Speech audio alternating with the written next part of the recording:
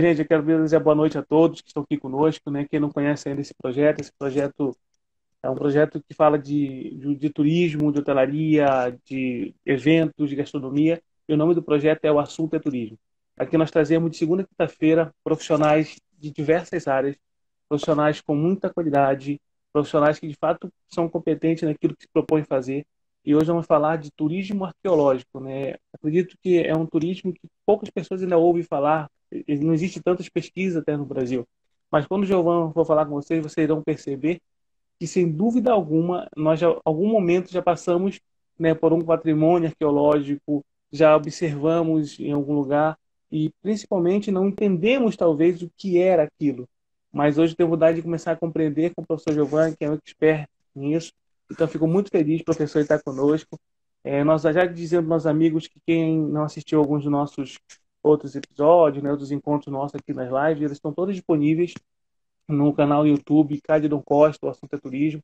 Então vocês podem ir lá, já tem mais de 20, nós estamos 28 lives que estão lá em diversos conteúdos. É muito interessante porque vocês conseguem entender um pouco mais sobre essa diversidade do turismo, essa transversal, transdisciplinar, né? Então, assim, é a oportunidade de vocês, de fato, também conhecerem um pouco mais dos nossos profissionais. A intenção nossa aqui são duas questões muito relevantes. Nós gostamos muito de apresentar o profissional, entender e conhecer quem são os profissionais de turismo no Brasil, que atuam nas universidades, que atuam no mercado, que atuam no setor público, e também conhecer um pouco das pesquisas que eles fazem. E aí nós procuramos tentar aproximar muito mais o mercado do, da academia. E a intenção nossa é isso, é compartilhar conhecimento, é conversarmos aqui com vocês, e a participação de vocês sempre é muito importante. Então, se tiver algum comentário a fazer, se quiserem colocar alguma pergunta, o professor daqui a pouquinho que vai falar mais sobre turismo arqueológico, fique à vontade. E já peço desculpa de antemão se de repente não conseguir ler todas. Então, você pode encaminhar para ele, viu, para o direct dele, siga o professor, enche lá que ele responde para você. Já se comprometeu que vai responder para você o tempo todo. Então, Giovana, seja muito bem-vindo novamente. Muito feliz em tê-la aqui conosco. E nós queríamos conhecer um pouco mais de você, do profissional mesmo, Giovana. Pode contar para a gente um pouquinho a sua trajetória, Giovana? Ah, certo, me deixasse numa responsabilidade em tanto aqui. Cálido, então, como foi essa aventura aí na pesquisa que eu acabei fazendo essa junção entre turismo e arqueologia? Bom, eu falo para as pessoas às vezes que quando eu entrei na graduação, eu não tinha absoluta certeza do curso que eu escolhi, mas eu tinha uma certeza que eu queria fazer pesquisa. Eu escolhi turismo por se identificar com a temática, né? Mas não estava completamente certo de que era o turismo que eu queria fazer. Mas já no primeiro semestre da graduação, eu tive a oportunidade, eu recebi um convite da professora Daisy Skunderlich, e ela era coordenadora do curso, aliás, do grupo de pesquisa em educação patrimonial e arqueologia, o GRUPEP. Hoje eu sou o coordenador desse grupo.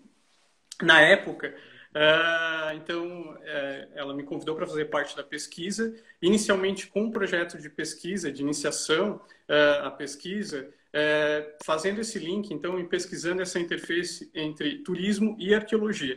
Só que eu não me restringi exclusivamente à pesquisa, à minha linha de pesquisa, né? Eu busquei também entender mais sobre a pesquisa arqueológica, participando de todas as pesquisas de campo e laboratório que estavam sendo desenvolvidas no laboratório.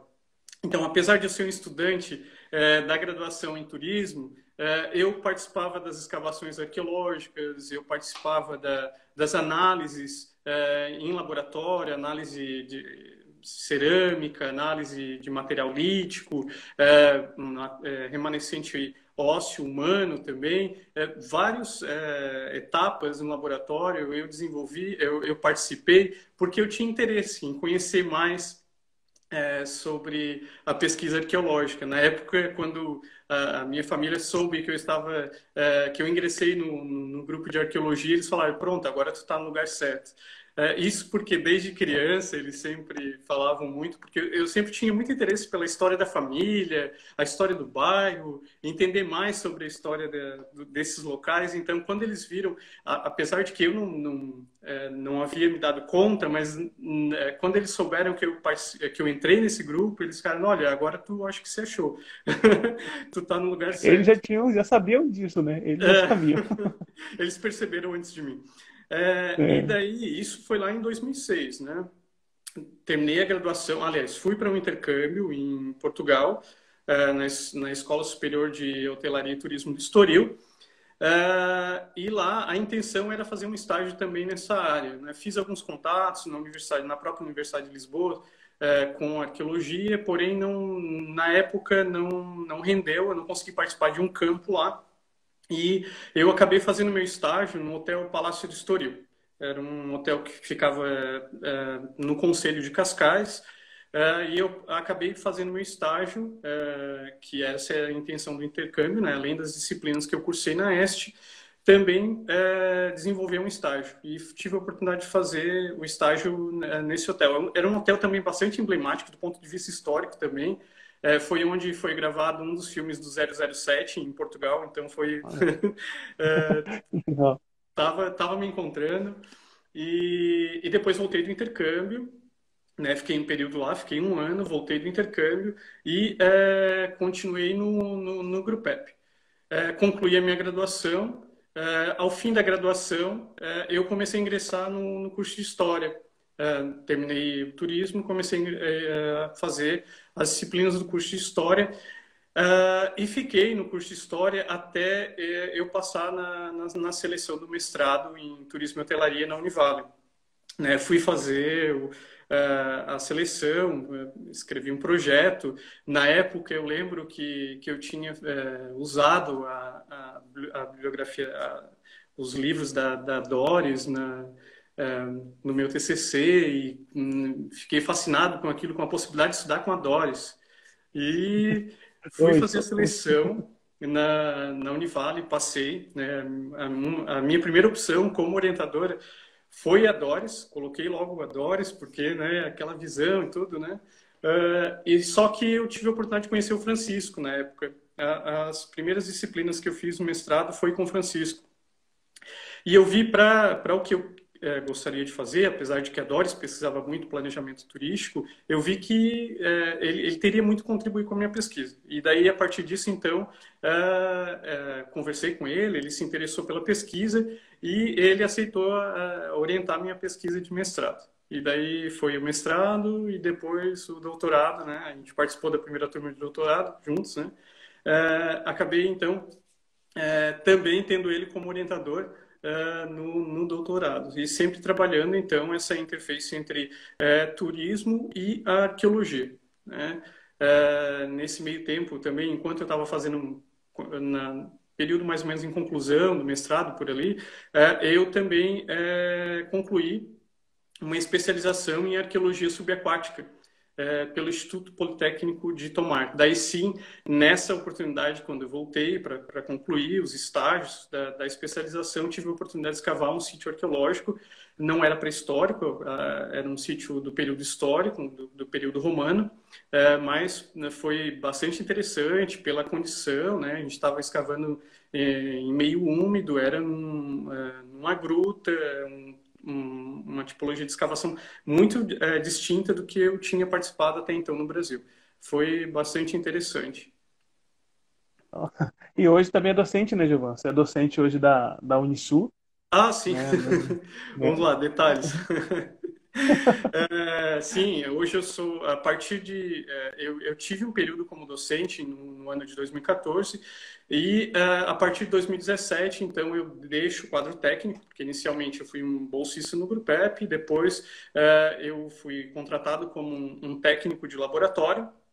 E então, no ano de 2017, a partir do momento que eu defendi a minha tese, eu passo a integrar então o quadro de docentes da universidade e é onde eu trabalho, que é no curso de História, Geografia, Pedagogia e também já lecionei no curso de gastronomia, sempre com disciplinas, né, relacionados à história, a arqueologia, o patrimônio cultural, né, na própria história, trabalhando roteiros turísticos, patrimônio arqueológico, patrimônio cultural, sempre pensando nessa perspectiva, né, de valorização desses locais e trabalhar as políticas de valorização desses espaços. Mas, é muito legal assim, te ouvir, principalmente uma questão que tu falaste, que é quem sempre vem comentando da importância da pesquisa na iniciação científica. Porque imagina, você entrou num grupo EP como um aluno da graduação, fazendo iniciação científica, e hoje você é coordenador do grupo. Então isso é muito legal mesmo, assim, muito interessante, como a carreira, o trilhar da carreira, né, nos permite isso, né, nos chegarmos em lugares que talvez, poxa, a gente entra ali no grupo, que naquele momento a gente admira tantos professores, né? Eu lembro do meu processo também seletivo do doutorado, do mestrado ainda, quando eu cheguei na banca, né, para a apresentação, na discussão do projeto, era Doris Huschmann e Raquel, e a professora Raquel, né, Raquel Maria Fonte da Amaral, nossa querida professora saudosa Raquel Maria Fonte da Amaral, que nos deixou há pouco tempo. E aí, então, você imagina o que é para você sentar na frente da professora Doris e da professora Raquel para você discutir um projeto. Algo que fica muito de onde nós saímos depois de você, a professora veio assim, minha orientadora no doutorado, e você vira amigo, e você começa a conversar muito mais, a gente vê que a diferença está muito na questão também do compartilhar, né? E esse processo que eles tiveram muito conosco, de compartilhar conosco, de não nos ver apenas como um aluno ali, mas nos ver como futuros colegas. Então, isso é muito importante para nós e para o nosso crescimento. E aí, voltando muito para essa tua pesquisa, para os teus trabalhos, que é um turismo arqueológico, é um turismo que a gente sempre fica curioso até, né? Pensa em filme de Indiana Jones lá atrás, quem é mais saudoso como eu, já estão depois dos 40, né? Já tem esses vídeos, agora tem coisa mais recente já.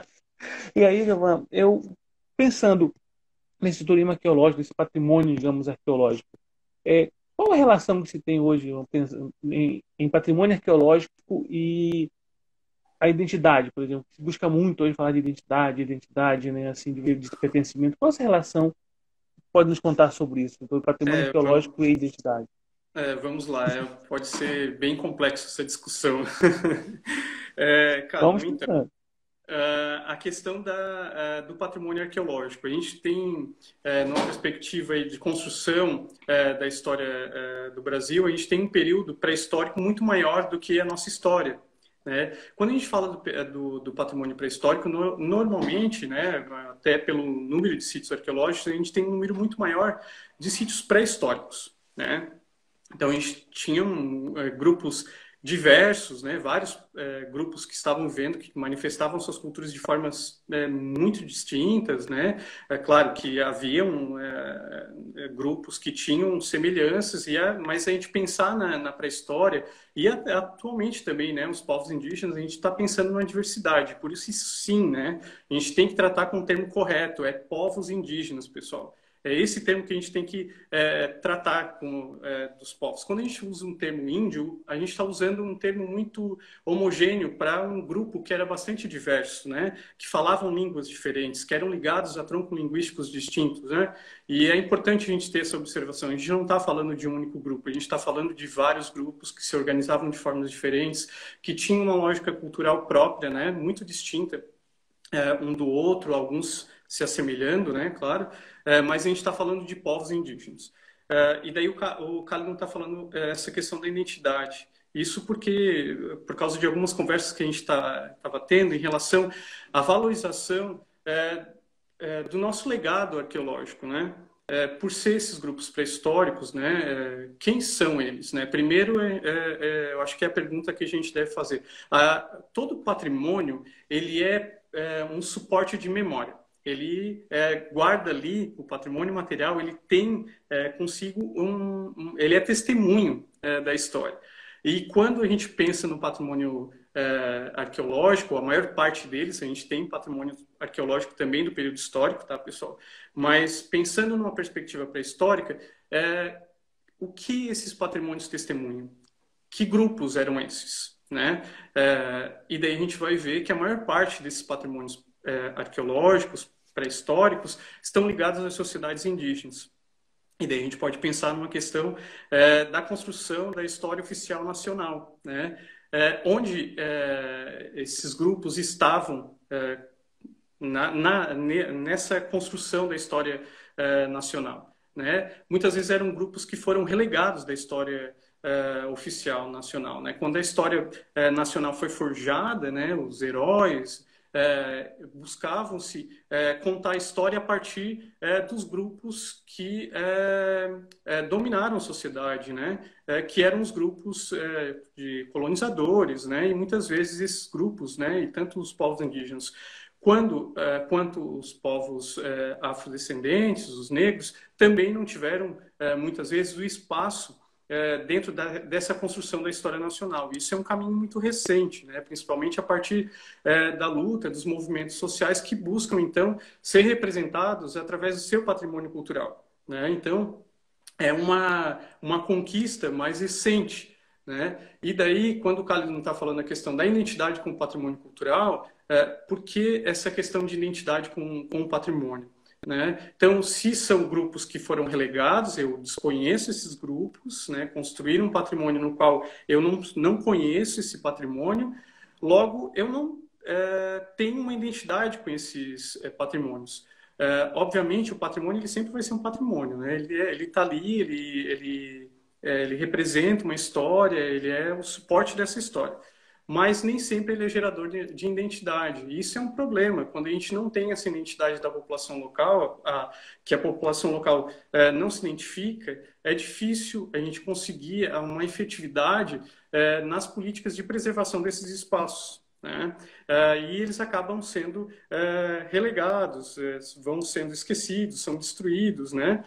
Isso permite que a banalização, por exemplo, né, que a destruição não impacte tanto as pessoas, né? O que deveria ser o contrário, né? Que isso deveria impactar e muito.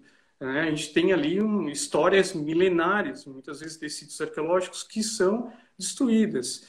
A gente vai ter um longo histórico de destruição, né, de várias formas. Obviamente, a gente tem que analisar isso a partir também do contexto histórico do período. Né? Pensando aqui o sul do estado de Santa Catarina, a gente vai ter vários sítios arqueológicos, uma diversidade também. Haviam mais de um grupo, né, cultural que vivia aqui. Né? A gente vai falar de pelo menos 4 grupos culturais que estavam vivendo aqui na região. E eles estão, então, ocupando essa área, construindo esses sítios. Aqui a gente vai ter os sambaquis. Os sambaquis, eles são um monte de conchas, né? Depois eu posso falar um pouquinho mais sobre esse sítio, só me recorda, o Calino. Então, esses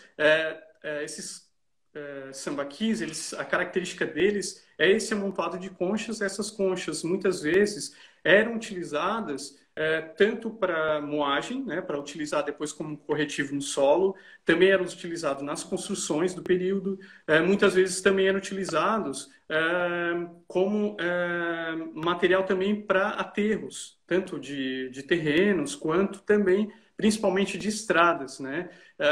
Durante o meu mestrado, eu estava fazendo um levantamento de um livro histórico, onde tem uma passagem Saint-Hilaire em Laguna, e ele descreve que, diferente de muitas cidades da colônia, né, do Brasil, Laguna tinha uma pavimentação das ruas na parte central da cidade muito boa, porque não formavam poças e lodos, né, nos passeios públicos, né? Isso principalmente porque era feito de conchas, eram sítios arqueológicos que estavam sendo destruídos e estavam sendo depositados na área central da cidade para formar essas ruas, né? Óbvio, isso foi se desconstruindo, né? Como eu havia falado para ti, foi promulgada uma lei em 1960, que é a Lei 3.924, quem quiser conhecer um pouco mais. Essa lei, então, já na década de 60, ela foi criada para preservar os sítios arqueológicos. O sítio arqueológico, então, ele não precisa de um instrumento, do tombamento, para ser protegido. Ele já é protegido por uma lei nacional. Tá? Essa lei, então, válida para todo o território nacional, e ela protege esses espaços. E ela é feita, e ela é concebida pensando principalmente o grande avanço de destruição dos sítios arqueológicos que haviam aqui em todo o sul do estado, Rio de Janeiro, né, Espírito Santo, também haviam esses sítios arqueológicos. Então, era uma forma de tentar impedir o avanço e destruição desses sítios arqueológicos. E um grande problema que a gente tem no Brasil é muitas vezes as leis são criadas, mas elas não pegam, não colam, né?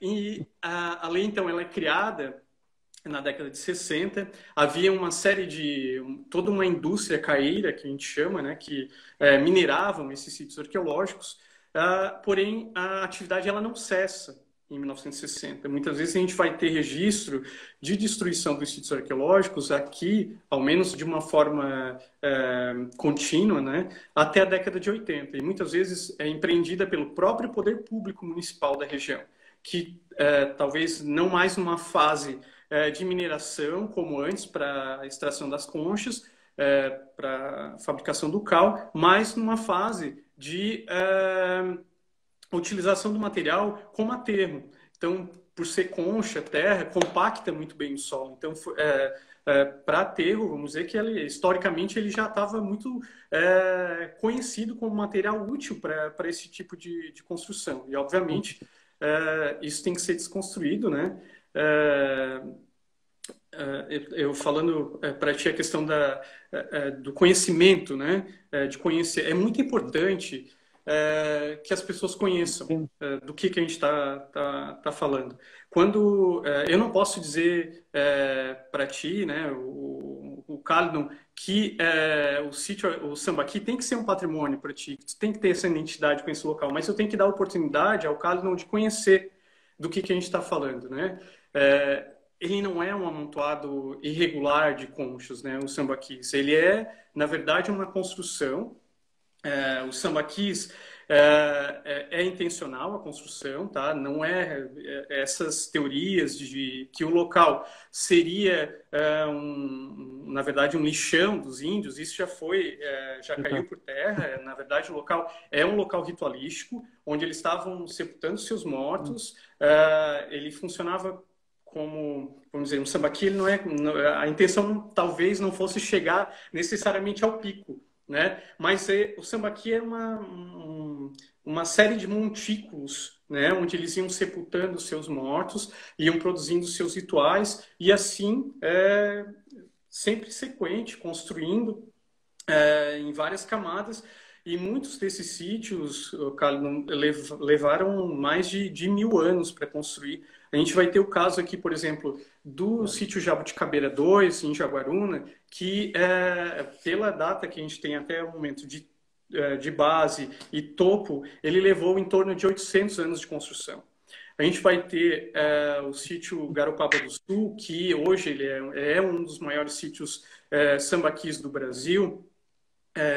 Ele levou em torno aí de mais de 1.000 anos para sua construção.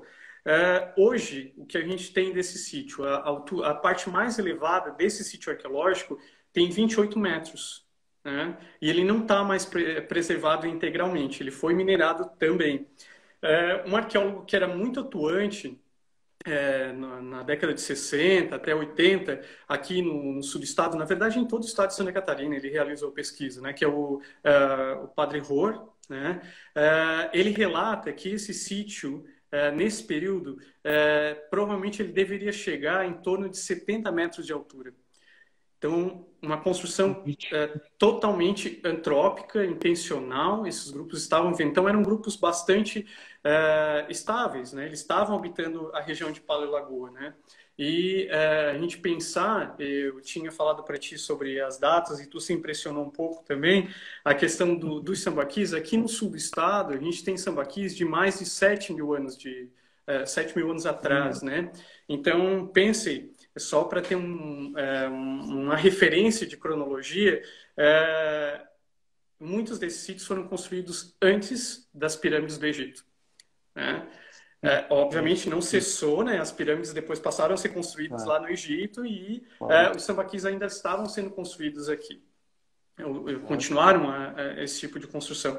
Então é um lugar, o Sambaqui hoje a gente já tem a conclusão, né, de que é um lugar ritualístico. Eles estavam sepultando seus mortos ali naquele local. Havia todo um mobiliário funerário. Os sepultamentos não estão colocados de qualquer forma, porque dentro da população mais antiga aqui da região, muitas vezes persiste a ideia de que os sambaquis, muitas vezes por causa desse processo de mineração, era encontrado os mortos juntos das conchas, eles tinham a ideia de que esses locais, na verdade, eram testemunhos do dilúvio bíblico, né? Então, o mar subiu e as pessoas ficaram presas naquele amontoado de conchas, né? Obviamente, né? A gente percebe que não, esses sepultamentos estão colocados de forma intencional, há uma cova, né? Isso é perceptível, eles cavaram o local, colocaram o morto, eles colocaram mobiliário funerário, tem outros elementos ritualísticos que a gente chama o ocre, por exemplo, que é um mineral, um pigmento vermelho, era colocado sobre o corpo também. A gente vê ossos de animais que foram colocados inteiros ali naquele espaço, como forma certamente de uma oferenda, né? Então, uma série de artefatos que estavam sendo utilizados como um mobiliário funerário, como algo muito semelhante que a gente faz também nos nossos cemitérios, né, Carlos? A gente vai, leva flores, né? Faz todo um ritual, né? Obviamente hoje ligado à nossa cultura judaico-cristã, né? A maior parte dos grupos, né? Das pessoas hoje, né?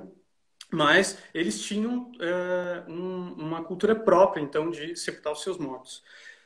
Mas falando aqui da região, a gente não tá. Os sambaquis não são os únicos sítios, né? Além dos sambaquis, a gente vai ter os sítios dos caçadores-coletores, que são os grupos mais antigos aqui do estado de Santa Catarina, ou seja, são datas mais recuadas ainda que essas que eu te falei. A gente está falando de 8.000, 8.500 anos atrás, até datas mais recuadas que essas.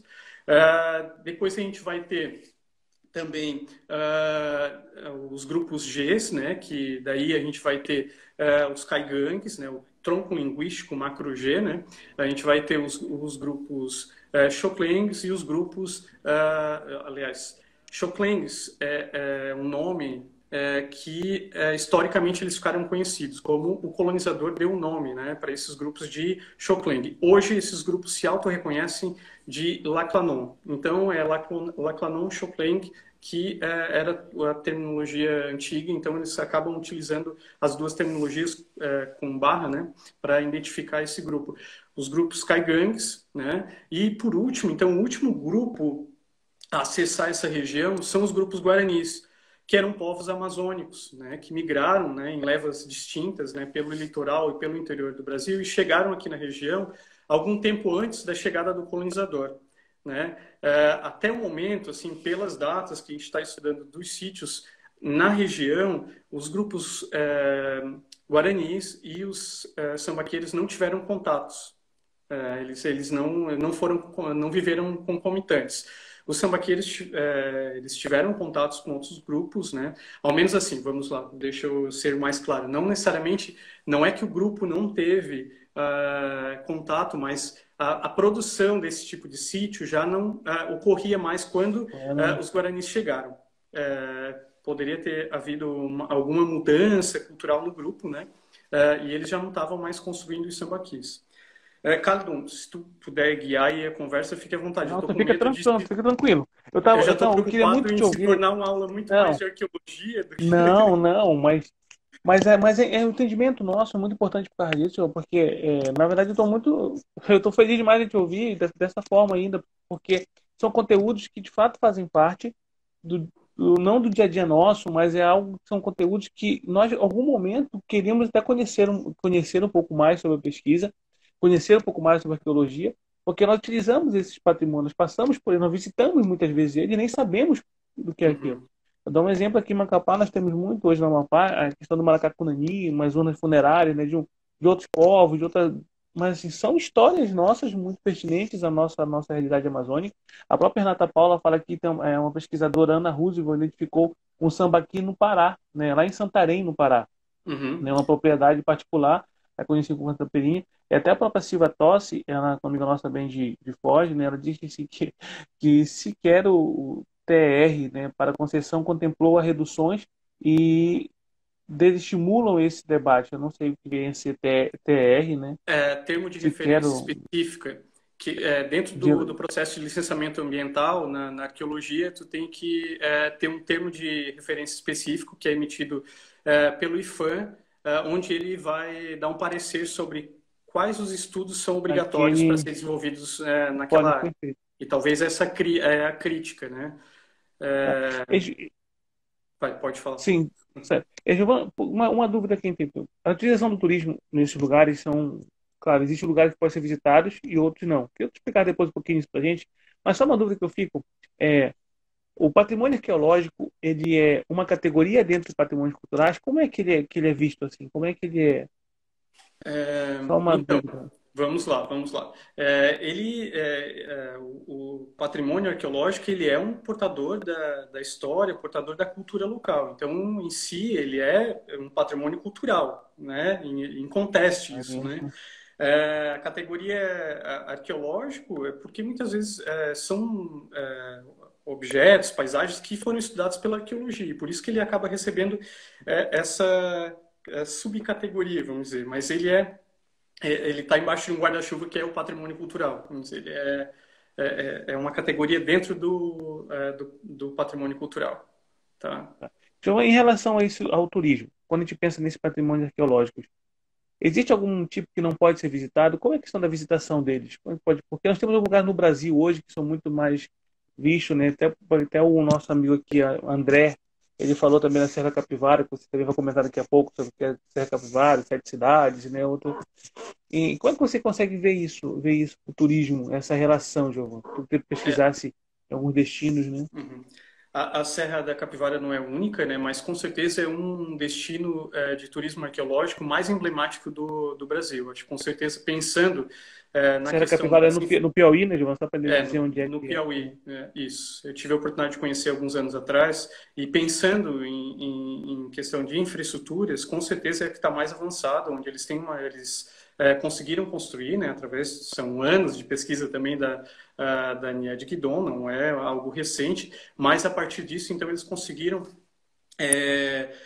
construir uma série de infraestruturas, de equipamentos que permitiu receber os visitantes, também através da implementação dessas infraestruturas, impedir que muitos sítios arqueológicos fossem destruídos, né, reduzir o impacto dessas áreas, aumentar a capacidade de carga sem pôr em risco esses patrimônios. Então, com certeza, eu acho que pensando num atrativo arqueoturístico no Brasil, acho que a Serra da Capivara é um bom exemplo, é um ótimo, aliás, né, exemplo no país. Agora, pensando na atividade turística, eu às vezes brinco com os meus alunos, porque o grande problema, eu acho que isso é bastante claro para ti no turismo, né, Calidão, que as coisas às vezes são mal planejadas, as coisas não são criadas a partir de tu que estuda a governança, né? Não tem uma gestão e um planejamento da atividade. Aliás, não tem um planejamento, né? Ela é desenvolvida muito de uma forma orgânica, né? Isso não é diferente no turismo, no arqueológico. Uma vantagem que eu acho que por não ter essa forte procura pelo patrimônio arqueológico, que esse patrimônio ele está preservado até o momento, né? O que falta, eu acho que de hoje em diante, é a gente pensar no desenvolvimento da atividade de uma forma planejada, que o local possa receber visitantes sem pôr em risco o patrimônio, né? Obviamente, hoje, esse sítio que eu falei para ti, em Jaguaruna, o sítio Garopaba do Sul, ele é um sítio que ele está cercado, mas tu pode ir lá visitar, ele tem um cercamento, mas tem uma área acessível que tu pode entrar no sítio arqueológico. Obviamente, hoje, com a demanda de visitantes que ele tem, não há um risco ainda iminente para o local, né? Até porque o turismo ele pode ser algo positivo nesse sentido, porque ele está dando mais visibilidade. O local muitas vezes ele é invadido, né? Eles derrubam a cerca e é invadido para prática de esportes radicais. Eles ficam andando de motocross em cima do sítio. E não, muitas vezes é a falta de sensibilidade. As pessoas não conhecem o local, a fragilidade daquele espaço. Então, Cadão, como eu estava falando, a grande vantagem é que talvez ainda não há uma grande procura para esses espaços e ele não está ameaçado, ao menos, pela atividade turística, né?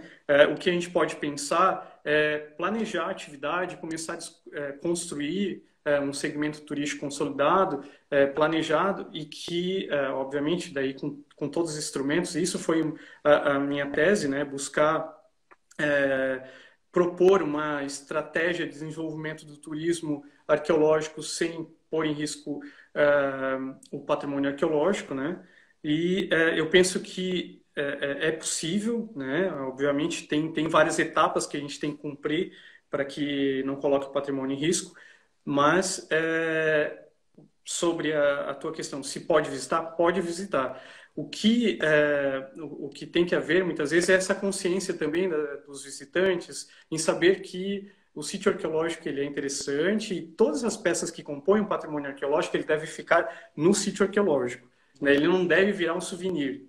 Assim como também para todo o patrimônio ambiental, né? Muitas vezes eu já falei isso em aula e agora eu vou falar em rede, na Por rede. favor, vamos falar mesmo que fica. Eu lembro em 2008, quando eu visitei pela primeira vez Porto de Galinha, eu ouvi uma conversa de um jangadeiro. Espero que isso tenha mudado, né, pessoal? Acho que provavelmente isso mudou. Estou falando de mais de 10 anos atrás. E eu ouvi a conversa de um jangadeiro falando que Porto de Galinha era muito melhor para se visitar e conhecer, porque não havia tanta restrição quanto havia em Noronha. Porque em Noronha tu não podia pegar nada. Ali, se tu quisesse, tu podia levar inclusive um pedaço do coral para tua casa. E daí eu fiquei refletindo assim, ele tem consciência de que aquele local é o local de trabalho dele, ele precisa daquele espaço para sobreviver, porque os visitantes vão para lá para conhecer. Se ele incentivar uma cultura dessa que todo mundo pode levar como souvenir um pedaço do coral, dentro de alguns anos ele vai perder completamente aquele patrimônio, né? Eu não quero parecer assim, insensível com o patrimônio ambiental, mas se tu fizer isso, tu vai destruir, e se tu criar toda uma política de preservação para aquele espaço, aquele patrimônio, esse ambiental, ele volta a se regenerar. No patrimônio arqueológico, a gente não tem essa segunda oportunidade. O patrimônio ele não vai se regenerar. Uma vez destruído, ele não vai poder ser, obviamente, pensando num patrimônio arquitetônico, tu pode restaurar, né? Mas um sítio arqueológico, tu vai remontar um sítio arqueológico, e daí, vou fazendo um gancho com um exemplo que tu trouxe ainda há pouco, sobre o filme Indiana Jones, um filme interessantíssimo. Aposto que assim, muitos arqueólogos foram se especializar nessa área motivados por esse filme na infância, né? Mas depois que a gente entra na academia e conhece mais sobre arqueologia, a gente descobre que o que o Indiana Jones fazia não era arqueologia. Na verdade, ele roubava as relíquias, né, os objetos dos sítios arqueológicos. Ao fazer isso, ele retira o artefato de contexto, né? E na arqueologia, o que é mais importante é o objeto no seu contexto, para a gente Poxa, conseguir. Giovana, a minha infância agora pensando em Indiana Jones agora foi esse herói Indiana Jones agora ele foi frustrado. Mas é Não, verdade. não, Não, eu mas, acho que é importante, ele é importante. mas isso é muito importante ser colocado, Giovana, muito importante, muito necessário mesmo expor isso. Não existe nem.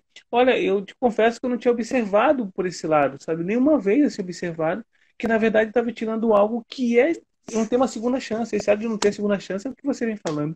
A gente Desculpa interromper, usa. porque Não há problema. A gente fala que na arqueologia a gente usa métodos destrutivos. Tu escava, outra analogia que o pessoal faz, é como se o sítio arqueológico fosse um livro, e quando tu está decapando a quadrícula, tu está lendo uma página. Só que quando tu vai virar essa página, tu rasga ela. Então, tu não tem a oportunidade de fazer uma segunda leitura. Então, o que a gente faz na arqueologia? Documenta, né? Escava com cautela, descreve todos os detalhes que a gente está encontrando ali naquele nível, fotografa, desenha, tudo isso para registrar o máximo de informação e depois a gente fazer o cruzamento dessas informações em laboratório. Por isso, esses detalhes. E daí, agora estou falando da questão da indústria do cinema e falando de Indiana Jones, me lembrei, né, uma outra confusão que o pessoal faz, e daí já fazendo uma homenagem ao Pedro, né, que sempre fica me provocando, né, que fica sempre me provocando dos dinossauros, né. Bom, a arqueologia não estuda os dinossauros, eu acho que muita gente aqui já deve saber, né?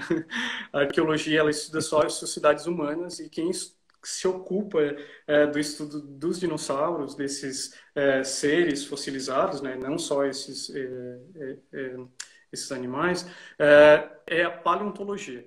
Né? Não é arqueologia, tá, Pedro? Foi mal aí, agora eu acho que já espero que tenha ficado claro que a arqueologia não estuda Não, não adianta, Giovanni, sempre vou colocar o dinossaurozinho na chamada, não adianta. E por falar no Pedro, ele coloca aqui para te falar um pouquinho. Já vem falando um pouco já, Giovanni, na questão dos impactos que são causados nesses sítios arqueológicos. Porque o turismo, uma das grandes questões dela, relacionado ao turismo arqueológico, deve ser essa medição de capacidade de carga, acredito eu, né? Uhum. Então, hoje essa. Porque tu falaste, uma questão, não tem ainda um overturismo, né, assim, um turismo de massa em relação a esses lugares, geralmente, não se tem ainda. Então, tu consegue meio que não subsidiar, mas que ali tenha um envolvimento ainda diferenciado desses próprios turistas que vão até os lugares, né? Mas tem alguma forma, porque o Pedro pede para falar em relação a isso, acho interessante, né, esses impactos que o turismo pode trazer para esses ambientes arqueológicos. Tu conseguiu perceber isso nas tuas pesquisas, alguma coisa A hoje? principal Como é que tá? metodologia de estudo de impacto, assim, aliás, de redução do impacto, é o estudo de capacidade de carga, né? Isso já foi empregado em alguns países na América Central, na própria Europa, alguns países também pensando nessa perspectiva, né? Tem que haver, né? Dependendo do volume de visitantes nos sítios arqueológicos, ele é imprescindível um estudo de capacidade de carga. E daí trabalhar também com algumas certas infraestruturas que possibilitem um maior acesso às pessoas sem o contato direto com esses espaços. Por exemplo, a visita no Sambaqui, nesse que eu te falei, é diretamente no espaço, tu vai caminhar sobre o sítio arqueológico. E isso, dependendo do volume de pessoas que tu vai ter ali naquele local, pode causar um grande impacto, né? Por causa tu vai ter favorecer a erosão, né, o pisoteio, né, a retirada da cobertura vegetal vai expor mais o sítio arqueológico com a chuva, não só a erosão eólica, mas também, aliás, não só pluvial, mas também a eólica, isso vai expondo cada vez mais o sítio arqueológico a riscos. Então, a gente tem que ter um estudo mais consolidado e mais voltados também para esses sítios arqueológicos, né? Então, E o que, há formas, né, como reduzir. A gente tem casos de destinos de turismo arqueológicos que foi necessário a redução do número de visitantes, exatamente para não pôr em risco o patrimônio arqueológico. No caso de Machu Picchu, Pompeia, teve que ter um controle no número de visitantes para não incorrer em risco. E isso a gente está falando de um atrativo que tem um volume enorme de visitantes, né? e a questão, né, Giovanni, da possibilidade, veja como o turismo ele é tão diverso mesmo, essa possibilidade você tem de fazer destinos e trilhar caminhos que sejam de fato pensando no clima arqueológico, né, de visitações, criar centros de visitações, muito. Assim, eu tive a oportunidade de ir a Pompeia, né? Tive a oportunidade. Eu lembro que o sol quase consome a gente, né? Porque não tem uma árvore. Eu digo assim, se vai a Pompeia, não esqueça de levar 500, passar 500 milhões de protetores solares, leve uma sombrinha, leve o que for, porque no verão é dolorido. Mas o que é incrível isso? É o cuidado que se tem. É um destino muito consolidado. Você tem ônibus saindo cada hora. Você tem os grupos que saem muito organizados para estarem mostrando tudo, apresentando toda a história de Pompeia. Mas a questão é isso. Eles têm esse cuidado, querendo ou não, com essa medição de carga, porque eles sabem que aquilo ali é uma geração de renda para aquela comunidade do entorno. Só que é uma geração de renda que, se não tiver aquele, como você falou, não tem uma segunda chance. Se não tiver lá aquele patrimônio arqueológico, o que que adianta? O que que vai ser?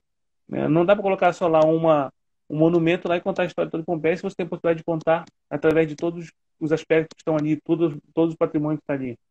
E aí, por que isso? Porque quando a gente pensa, isso é muito o meu ver também, né? Quando a gente pensa nessa organização, planejamento, gestão de um destino, independente do que seja, e quando a gente pensa num destino, como você vem falando, do arqueológico, que é outro olhar, né? Outra forma de caminhada, mas a questão muito não é do pertencimento, é a questão do conhecer de fato, do entender o que é essa história, entender qual é o patrimônio para que nós possamos visitá-lo de uma forma diferente, um olhar diferenciado.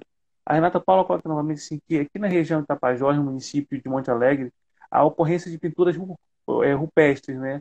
O lugar é incrível, uma pena que não é muito bem cuidado. E a gente pensa muito na Serra da Capivara. Eu lembro que acho que sei lá, um ano atrás, a própria pesquisadora, que se o nome dela, Guidon, como é o nome dela mesmo? Nied Guidon. É. E aí Nied ela Guidon. colocou, ela colocando já a preocupação dela, que ela viu alguns lugares sendo visitados, pessoas riscando ao lado dessas pinturas rupestres, né? Então, o desespero que ela estava nesse momento. Mas aí foi todo um trabalho novamente, não conseguiu, não é só sensibilizar de fato esses próprios turistas, né? E aqui a professora Berenice, eu não sei se você conhece, Giovanni, que ela fala assim, que no estado do Espírito Santo existem alguns patrimônios arqueológicos, assim, se sim, tu conhece algum lá? Giovanni, no Espírito Santo, não sei se tem Os oportunidade. sambaquis eles se estendem até lá, Caldo. Tu encontra sambaquis também lá. Né? E a gente pensar na costa brasileira, na costa, né, onde essa costa também, né, próximo da Bahia, onde é a costa do descobrimento, que chega, ela estava sendo ocupada pelos povos indígenas. Então, provavelmente sítios cerâmicos, essa tipologia de sítio arqueológico vão ser encontradas ali naquela área. E a gente vê a questão da própria Sara, muito legal isso. A Sara põe também assim, tem que ter um planejamento desde o estágio inicial. A gente concorda isso mesmo, porque desde o estágio inicial você tem. Aí aqui, tanto a Marcela Marinho, ela diz assim que educação pelo turismo e para o turismo. Você que é do Grupo EP, que trabalha muito essa questão do turismo pedagógico, pensando nesse lugar, acho que é algo muito importante. E quiser comentar um pouco isso, né? E É, aí, sim, pode ficar à vontade. É Fique à vontade. fundamental, assim, isso eu já seria a cereja do bolo, assim, né? Porque eu não vejo o desenvolvimento da atividade turística nesses espaços sem uma atividade educativa. A gente chama, pensando aí, a arqueologia de educação patrimonial, que é essa atividade voltada para atividades educativas formais ou informais, né, vinculadas às instituições de ensino ou mesmo para a comunidade local, para que eles conheçam mais sobre o atrativo turístico. É fazer, né, claro, de uma forma muito mais planejada o que a gente está fazendo aqui hoje. Fazer com que as pessoas conheçam mais sobre esses patrimônios, entender mais sobre essa história e, a partir disso, vamos dizer que cooptar essas pessoas para que eles ajudem, né, trabalhem como agente aí de preservação dos sítios arqueológicos. Que mais importante que o turista estar consciente do local que ele está visitando e que ele deve proteger, que ele não deve retirar nada do local, e quando eu digo nada, é nada mesmo, porque se todo mundo toma a decisão de levar um fragmento, a gente vai ter uma movimentação gigante, né? Essa consciência da comunidade de sensibilizar o visitante para que ele não tenha essa atitude também. Isso é meu patrimônio, isso representa parte da minha história.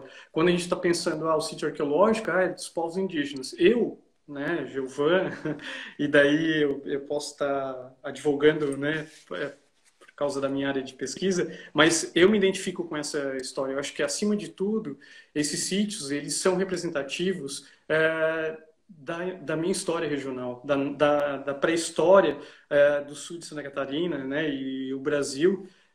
Eu sempre fico pensando muito, porque quando no ensino regular, no ensino fundamental e no médio, eu não tive a oportunidade de conhecer com mais afinco a nossa pré-história. Eu aprendi a pré-história, que é muito importante a gente entender isso, né, a partir da saída do homem a, do continente africano, né? Depois o desenvolvimento da agricultura no Oriente Médio, né? No Crescente Fértil, mas é muito importante a gente saber também da nossa pré-história. A gente está falando de um período bem recuado, né? E eu não até eu chegar na universidade, eu não sabia o que era uma casa subterrânea, que eram casas, que são sítios que a gente vai encontrar aqui também na região. né? Mal sabia o que era um sambaqui, não tinha argumentos, por exemplo, para defender que realmente o sambaqui era uma construção antrópica, né? Isso eu vou conhecer na graduação, né? No meu envolvimento na arqueologia. Né? E daí o que o Carlos não estava provocando, o meu grupo de pesquisa, que é o grupo de pesquisa, o meu, estou dizendo o grupo que eu participo, tá, pessoal? Não, eu não sou proprietário dele. Tem toda uma equipe lá, né, que já trabalha bastante tempo no Grupo App. Aliás, eu gostaria de agradecer a todos. Eu acho que isso só é possível através de uma equipe, né? Uh, a gente desenvolve anualmente uma série de atividades educativas, tanto para a escola quanto para outros grupos, né? Inclusive desenvolvimento de eventos. Eu estava falando para o Carlos, a gente recebe aí anualmente em torno de 3 mil alunos, né, de instituições escolares de toda a região aqui sul do estado, né, regularmente no laboratório como visita e depois acompanhar essa turma até o sítio arqueológico. E agora, frente às pandemias, a gente se reinventou. Né? A gente migrou também para essas plataformas digitais, a gente está indo até as aulas, né, as que estão ocorrendo de forma remota, e também trabalhando as questões do patrimônio arqueológico. Então, falando sobre a pesquisa arqueológica, falando sobre a ocupação pré-histórica aqui do sul de Santa Catarina. E foi uma experiência bastante interessante para a gente estar se inovando, assim, buscando uma experiência que está nos deixando muito gratos, assim, porque tá tendo retorno, tá impactando também. Quando a gente pensa assim, agora parou tudo, a gente tinha projetos de extensão, a gente tinha todo o planejamento para receber escolas na região, um evento que a gente faz anualmente, recebe muitos alunos de toda a região, as professoras já aguardam esse evento, porque está no calendário escolar deles, que eles vão visitar o sítio arqueológico, o Grupo App Arqueologia, vão participar de oficinas. Infelizmente a gente não teve, né? Mas as atividades a gente ainda permanece, a gente está desenvolvendo, e isso é um trabalho duradouro. Com certeza, a gente já impactou algumas gerações no sentido de mudança de percepção em relação ao sítio arqueológico.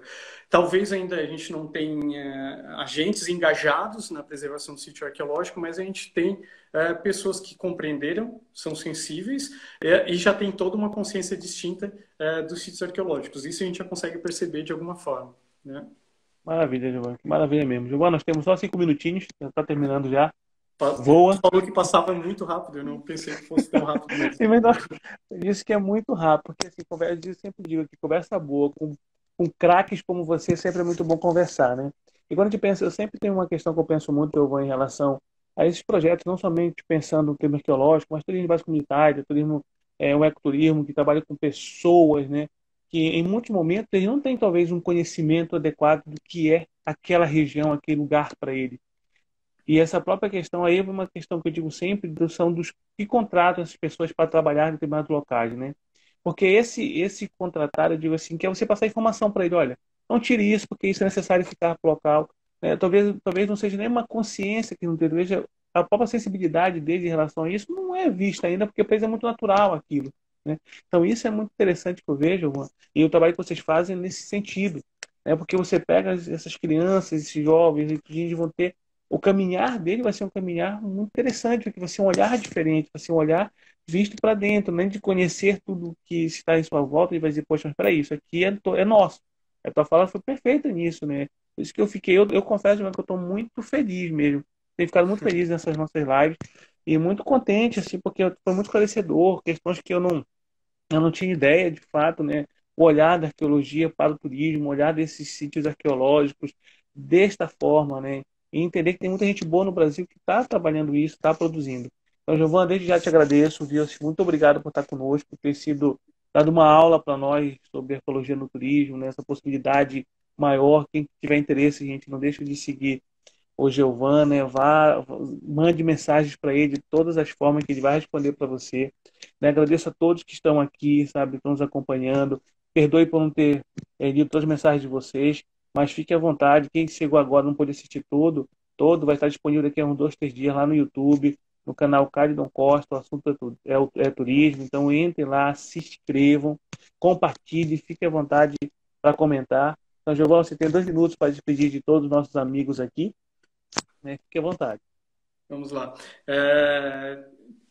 Tu estava falando em seguir, eu vou fazer a sugestão de vocês seguirem também o Instagram do Grupep, Grupep, Grup, P mudo, né? Ponto arqueologia. Né? Lá a gente coloca sempre as atividades que a gente está desenvolvendo, os eventos, a gente sempre vai atualizando através do Instagram. Então já fica o convite a todos para seguirem, né? É, Calidon, eu não sou o único no Brasil, né? Há outras pessoas também pesquisando essa área, então eu só desejo muita força para que continuem, né, perseverem nessa área de pesquisa, né? Que a gente venha valorizar cada vez mais o patrimônio arqueológico no Brasil, que é riquíssimo, é diverso, né? Eu estou falando de riqueza cultural, de diversidade cultural, que é isso que eu acho que nos faz forte, é isso que faz forte a nossa história, é uma diversidade, não homogeneidade, não como as pessoas querem nos impor, né, que forjar uma história que somos uma cultura homogênea. Não, somos heterogêneos e isso é importante, isso acho que é o que dá esse valor, que me faz querer sair do sul do Brasil e conhecer o patrimônio arqueológico na Amazônia, conhecer o patrimônio arqueológico, e não só o arqueológico, mas o patrimônio cultural do Nordeste, do Sudeste, do Centro-Oeste, é dessa forma. Tá? Eu falei Que da legal. Serra da Capivara, há outros destinos de patrimônio arqueológico que a gente vai ter no Brasil. A gente vai ter a Ilha do Campeche, em Santa Catarina, Joinville também tem museu dedicado à arqueologia. A gente vai ter Saquarema, no Rio de Janeiro, Serranópolis, em Goiás. Então, uma série de Giovan, destinos. nós temos 10 segundos. Tá. Agradeço a todos que estão aqui. Giovan, muito obrigado novamente. Muito obrigado mesmo.